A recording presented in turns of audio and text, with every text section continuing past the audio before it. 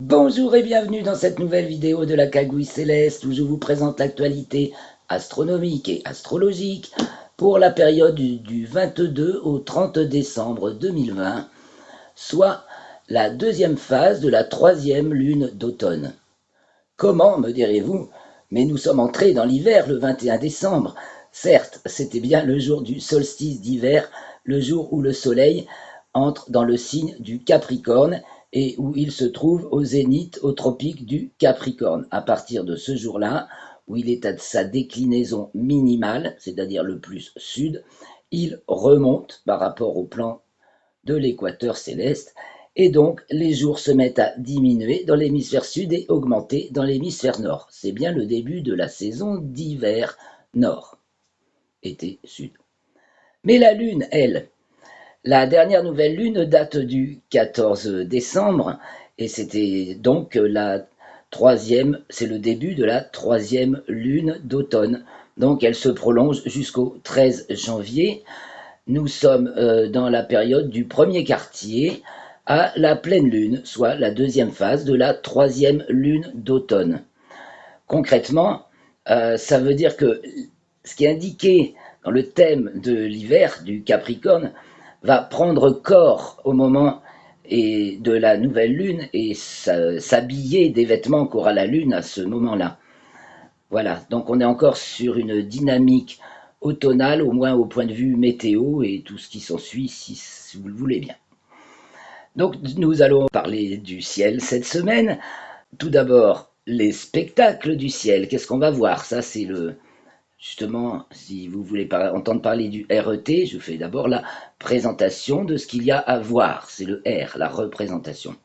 Alors, que voyons-nous dans le ciel cette semaine? Donc, la Lune, puisqu'elle est à son premier quartier le 22 décembre à 0h41. Donc, au premier quartier, la Lune culmine au coucher du soleil, donc le 21 au soir et le 22 un peu plus tard, et elle se couche aux environs de minuit, enfin de la minuit, c'est-à-dire le milieu de la nuit, qui actuellement advient pour longitude de degré est aux environs de 0h50. Ça, c'est le milieu de la nuit. Donc, deuxième moitié de nuit, pas de lune. Elle va se coucher de plus en plus tard en deuxième moitié de nuit, jusqu'au jour de la pleine lune, où elle se couche quand le soleil se lève, et elle se lève quand le soleil se couche. Donc, la pleine lune sera le 30 à 4h28. C'est donc l'opposition lune-soleil. Ce jour-là, la lune donc se lève quand le soleil se couche et se couche quand le soleil se lève, à remarquer le 29 au soir, à 17h30, la lune est déjà levée. Et le 30 au matin, à 7h, elle est loin d'être encore couchée. Elle va se coucher à 8h30, 9h. Au cours de cette semaine, la Lune va honorer de sa présence tout d'abord Mars le 23. Donc ce jour-là, la Lune se trouve en dessous de Mars le 23 au soir. Vous pourrez apprécier ce gros quartier un peu gonflé, juste sous le point rougeoyant de Mars qui est encore toujours très bien visible. Nous continuons le 24, c'est à Uranus qu'elle est conjointe, et là c'est difficile de voir Uranus qui se trouve également au-dessus de la Lune. On peut prendre des jumelles, la Lune qui a pris un peu de ventre par rapport à la veille, et donc qui a avancé sur l'écliptique pour être maintenant sous Uranus. La Lune qui à ce moment-là masque le museau de la baleine et qui occulte l'étoile Alcaf Algima, qui permet d'ailleurs actuellement de repérer la planète Uranus. Le 26, c'est aux Pléiades qu'elle est conjointe, et donc elle passe également sous l'amas des Pléiades que l'on peut apprécier aux jumelles. La Lune est encore un peu plus ventrue qu'à la veille. Elle grossit, elle est gibbeuse croissante, n'est-ce pas? Et elle noie l'amas des sept sœurs, comme on l'appelle également, dans son éclat. Mais avec des jumelles, on peut les revoir. Ensuite, c'est à Aldébaran qu'elle est conjointe le 27 au soir, donc l'étoile alpha du taureau, l'œil du taureau, Et là, la Lune passe légèrement au-dessus de l'étoile, Aldébaran, qui était une étoile rouge, toujours à voir en début de nuit, un petit peu aux alentours de 22 heures, Lune et Pléiade. Vous suivez ça sur l'article qui est en lien sous la vidéo et vous retrouvez les images de ces différentes configurations, soir après soir, de la Lune avec les planètes et les étoiles auxquelles elle rend visite. Et donc c'est le 28 au soir qu'elle est conjointe à Elnat, qui est Bêta du Taureau, l'étoile qui fait la jonction entre la constellation du Taureau et celle du Cocher. Donc le 28 au soir, la Lune passe sous l'étoile Elnat et elle est presque à sa déclinaison maximale qu'elle atteint le 30 après la pleine lune. Donc au jour de la pleine lune, le 29 au soir, puisque la pleine lune se produit à 4h20 le 30, le 29 au soir, on voit la lune déjà levée, mais depuis pas longtemps quand le soleil se couche. À 17h30, elle est déjà à quelques degrés l'est-nord-est, et elle va s'élever dans la nuit très très haut, puisque nous sommes au cœur même de l'hiver. Cette pleine lune donc est à l'opposé du soleil, donc elle suit à peu près le parcours que suit le soleil à la saison opposée, donc en été. Donc elle va faire un grand parcours dans le ciel, elle fait 16 heures de présence à nos latitudes dans le ciel nocturne, et elle culmine très haut à 70 degrés de hauteur pratiquement. Et on la retrouve le 30 au matin sur le couchant, elle va se coucher à l'ouest-nord-ouest, et elle est encore assez haut dans le ciel du côté de l'ouest, aux alentours de 7 heures du matin, et bien avant que le soleil se lève. Voilà pour la Lune. Mais dans le ciel nocturne, il n'y a pas que la Lune, nous avons également les planètes. Et alors cette semaine, il y a un petit changement dans l'ordre de visibilité des planètes, n'est-ce pas? Nous avons Mercure qui est passé en conjonction supérieure le 20 décembre et qui donc bascule du ciel du matin à celui du soir. Seulement, elle n'est pas du tout observable pour l'instant dans le ciel du soir. Elle est d'ailleurs dans le champ du coronographe Lascaux C3 jusqu'à début janvier, jusqu'à exactement le 3 janvier. Donc ça veut dire qu'elle est tout près du Soleil et qu'on ne la reverra apparaître qu'aux alentours du 10 janvier, au moment où elle va se trouver en conjonction avec Saturne puis Jupiter, puisque maintenant Jupiter a doublé Saturne. Mercure arrivera d'abord en visite à Saturne, puis à Jupiter. Donc ça se passera le 10 et le 11 janvier. Le 11 janvier, on pourra avoir un dernier coup d'œil à Jupiter. Après, on verra plus Jupiter parce qu'elle s'engloutit dans l'éclat solaire. Et toujours le 11 janvier, donc les deux, Mercure et Jupiter seront proches l'une de l'autre et on pourra voir Mercure. Ce sera le début d'une fenêtre de visibilité dans le ciel du soir pour une bonne quinzaine de jours. Voilà, on a Mercure dans le ciel du soir au courant janvier. Donc, comme je l'ai dit tout à l'heure, Jupiter a doublé Saturne, donc désormais c'est Saturne qui va se coucher la première dans le ciel du soir, de plus en plus tôt, aux alentours de 20h20 cette semaine pour Saturne et 20h25 pour Jupiter, donc Jupiter la plus brillante, est maintenant à gauche de Saturne, et l'écart entre les deux planètes s'accroît de soir en soir, mais elle reste à moins de 1 degré d'écart l'une de l'autre jusqu'au 29 septembre. Voilà, ensuite nous avons toujours Mars qui brille de son éclat rougeoyant et culmine de plus en plus tôt dans la nuit aux alentours de 20h30. Son éclat décroît légèrement, mais elle est tout de même toujours immanquable et donc elle couronne la Lune le 23 au soir. Ensuite, avant Mars, on a Neptune et de l'autre côté, Mars se trouve entre Neptune et Uranus, qui elles deux, par contre, ont besoin d'être vues avec un instrument et c'est un petit sport de les chercher. Aux jumelles pour Uranus, tout à fait faisable, et avec un instrument un petit peu plus grossissant, peut-être pour Neptune, du moins pour être sûr de bien la distinguer au milieu des autres astres qui brillent à peu près autant qu'elle. Donc Neptune donc à droite de Mars et Uranus juste à gauche de Mars. Elles seront conjointes. Mars va rattraper Uranus le 20 janvier, aux alentours du 20 janvier. Voilà pour les planètes. Et ensuite, eh bien, il nous reste une planète dans le ciel du matin. C'est Vénus qui se lève de plus en plus tard, mais qui reste tout à fait brillante et immanquable, bien entendu. Tant qu'elle est là, on ne peut pas la louper. C'est le troisième astre pour l'ordre de brillance après le Soleil et la Lune. Il n'y a rien qui brille plus que Vénus après Soleil-Lune, ben, c'est Vénus. Donc même quand on dit que son éclat est relativement faible, il est toujours plus brillant que celui de n'importe quelle autre planète ou étoile. C'est Vénus. Donc elle est le matin à l'est-sud-est, de plus en plus bas. Elle se lève aux alentours de 6h45, de plus en plus tard. Et on va la voir dans le ciel du matin jusqu'à fin janvier. Voilà. Et elle sera en conjonction supérieure, c'est-à-dire en pleine Vénus, le 26 mars.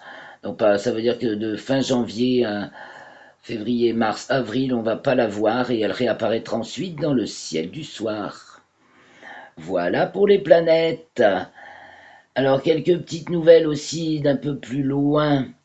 C'est l'arrivée de plein de matériaux extraterrestres ces derniers temps là, puisque nous avons le grand succès de la sonde japonaise Hayabusa qui a réussi à récolter et à rapporter sur Terre 5,4 grammes au moins de morceaux de poussière, de particules de l'astéroïde Ryugu qu'elle a visité dans le courant de l'année dernière. Et bon, vous avez toutes les précisions sur l'article, toujours. Vous descendez en bas de l'article, actualité spatiale, l'actualité astronautique et spatiale.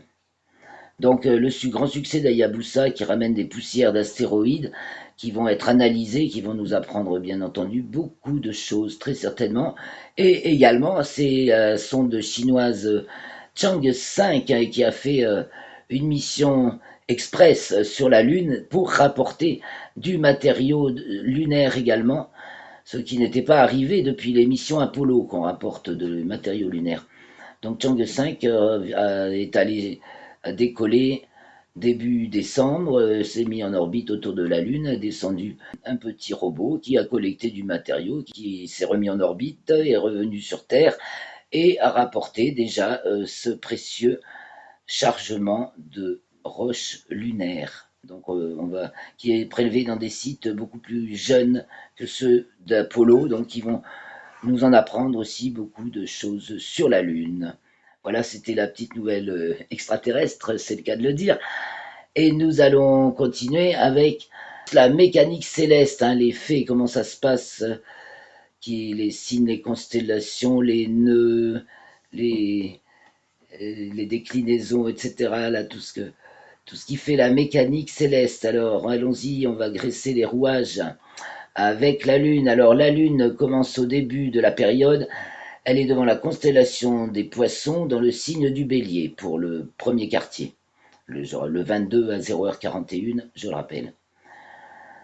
Alors ensuite, eh bien, elle passe devant la constellation de la Baleine, elle passe en déclinaison nord le soir du 22. Le lendemain, le 23, elle arrive devant la constellation des Poissons et elle se trouve conjointe à Mars, comme nous l'avons vu tout à l'heure. Le 24, elle entre dans le signe du Taureau et se retrouve à nouveau devant la constellation de la Baleine. Vous savez que les constellations sont découpées de manière un petit peu arbitraire, ce qui fait qu'il y a des dents. Alors la planète peut passer devant les poissons, la baleine, les poissons, la baleine. La planète ou la Lune peuvent passer comme ça devant ces deux constellations. Nous continuons pour l'instant avec la Lune. La Lune, donc le 25, elle est conjointe à Uranus. Elle arrive devant la constellation du Bélier.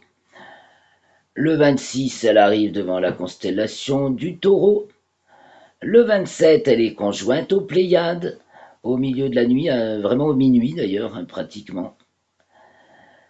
Et le soir du 27, une vingtaine d'heures plus tard, comme toujours, elle est conjointe à Aldébaran. l'étoile alpha du Taureau. Le 28, elle passe à son nœud ascendant. Le 29, elle entre dans le signe du Cancer et arrive devant la constellation des Gémeaux. Le 30, c'est la pleine lune et elle arrive à sa déclinaison maximale qui est hors limite zodiacale, c'est-à-dire qu'elle dépasse les limites que marque le Soleil au solstice. Elle dépasse les limites en déclinaison que marque le Soleil au solstice. Donc là, elle est à 25 degrés et quelques de déclinaison nord, donc hors limite zodiacale pour sa déclinaison maximale, ce qui se traduit par le fait que cette pleine lune est haute dans le ciel. Elle pourrait être encore plus haute si sa latitude était encore plus élevée, mais dans ce cas-là, elle serait encore plus hors limite zodiacale et on va dans une configuration dans les années qui viennent, ça va en s'accentuant ce phénomène. Bon, alors voilà, profitez bien de cette pleine lune très haute dans le ciel, ce sera un magnifique lampadaire, cherchez pas à voir les étoiles, trop d'étoiles la nuit du 30 au 31 décembre.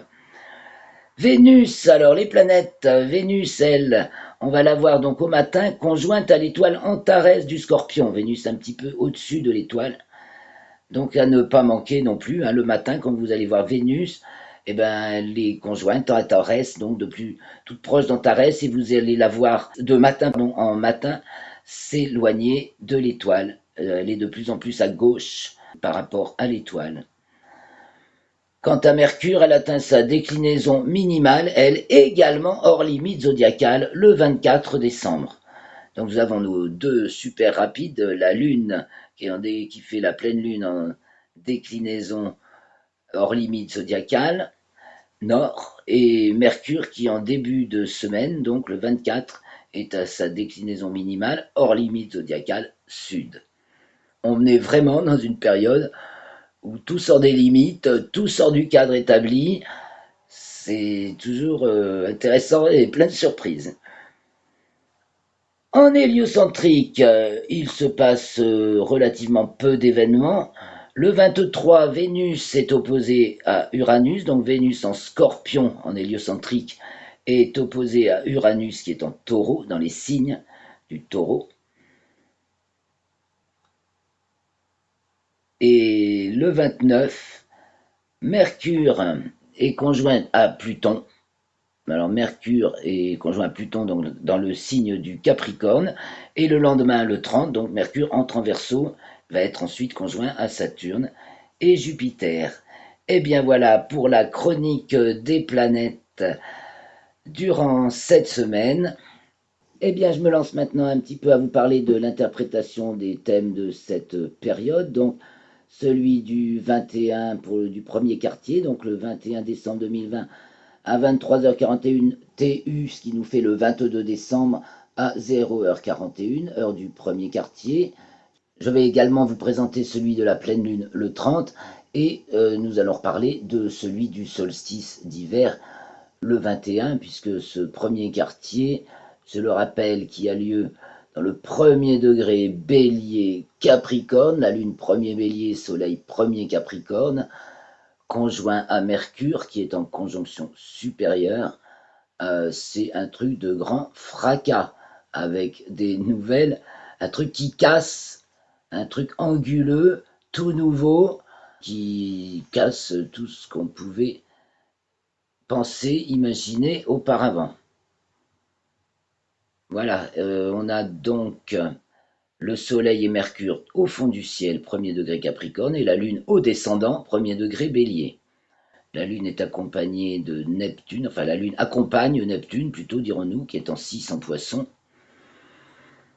Et donc le Soleil, lui, est accompagné de Mercure, qui est en conjonction supérieure, c'est-à-dire de l'autre côté, Terre, Soleil, Mercure. Un apogée aphélique, comme je l'ai expliqué la semaine dernière, c'est-à-dire à la fois au plus loin de la Terre et au plus loin du Soleil. Donc des champs tout nouveaux, semblerait-il, qui s'ouvrent, mais des champs conceptuels, voilà, qui ouvrent des fenêtres certainement auxquelles on n'avait jamais pensé. La Lune inaugurant vraiment un nouveau régime qui va peut-être mettre un petit peu de temps à émerger, étant accompagné de Neptune en 8. Il y a encore beaucoup d'incertitudes, mais on voit Mars et Uranus seuls diurnes dans ce thème du premier quartier, qui parle de ceux qui sont en plein dans l'action et la transformation et la guidance.